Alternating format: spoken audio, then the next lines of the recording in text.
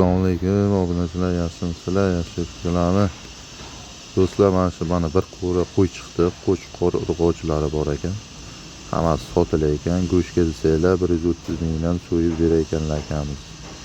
Akamiz ismlari Said akaga murojaat qilaverasizlar. Mana shu 0177 ga. Manzilimiz Qashqadaryo viloyati Sharsabz tumani To'damaydon qishlog'idan. Said akamiz bir qo'ra qo'ylari bor ekan, doimiy bo'lar ekan. Qassob akalarimiz bilanmi 130 mingdan stoloymi to'yilagami ketaveradi, 130 mingdan so'yib beraman deyaptilar akamiz.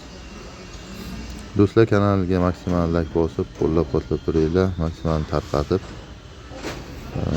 obuna bo'lib qo'yinglar do'stlar. Mashina joyida yangi videolar chiqib turadi.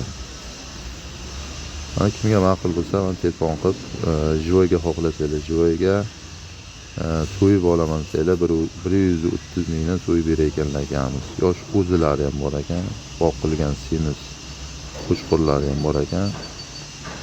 So'yib berishga 130 mingdan deyaptilar. Joyga ham ko'ring qilaverasizlar.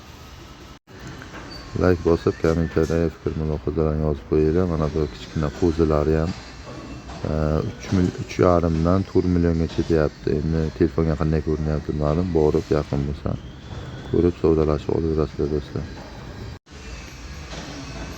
Tish buzmagan yosh qo'zi qo'chqorlar deyaptilar akamiz. 25-28 kilo chiqadi deyaptilar.